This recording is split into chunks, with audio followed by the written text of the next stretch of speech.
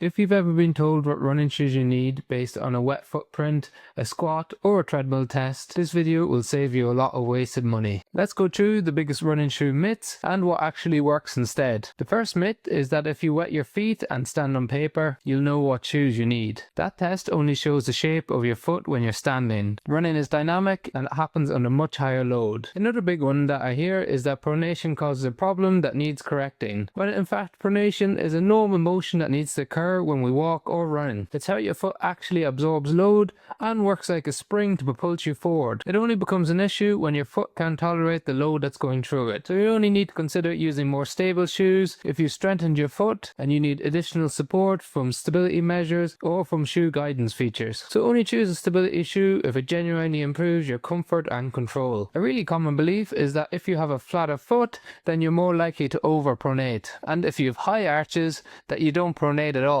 Well, arch height is static. Pronation is motion, and motion only shows up once you're moving. So you can't predict how a foot moves just by looking at it at rest. So judge how your shoes feel in motion, and not by labels like flat foot or high arches. Then another classic one that we see is that some people are told if they squat in a store and their knees come inward, or their arch is flattened, then they need to wear stability shoes. However, squatting is slow, symmetrical, and controlled. Running is fast, asymmetrical, and single-legged. So running movements can't be judged by double-leg, gym-based movements such as a squat. If movement is assessed in a shop, it should be based on running, and ideally when you're in a fatigue state. Then another one I hear in clinic really often and in the comment section is that I bought a new running shoe and it's caused my injury. We know that most injuries are caused by training load error, not by the actual shoe. So this is where training load increases faster than the body can tolerate it. So it's not to say that shoes can't be part of the problem, but they're usually a smaller aspect compared to training load. So if the pain starts after a recent change in shoes,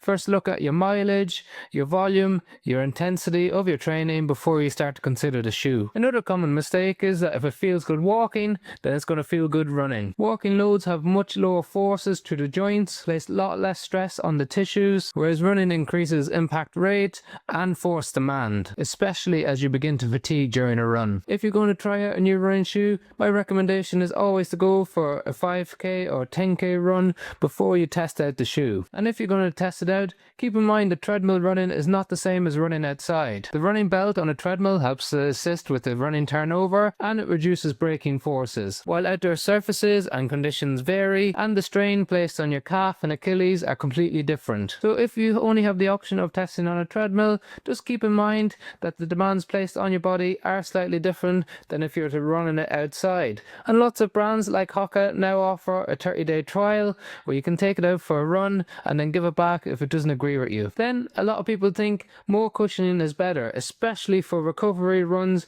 and easy runs, or for those of you who are doing a half marathon or full marathon distance for the first time. It's important to consider that our body adapts to what it feels on the foot. So if it feels there's excess motion at the foot, it may cause this joints to stiffen up to add extra elements of stability, and I often see comments describing the cushioning in the shoe becoming firmer after 1 to 2 weeks. The likelihood here is that the joints are just adapting to the excess cushioning or softness in the cushioning to compensate for that instability that it causes. So it's more helpful to think about having a more cushioned shoe as part of a rotation in your routine.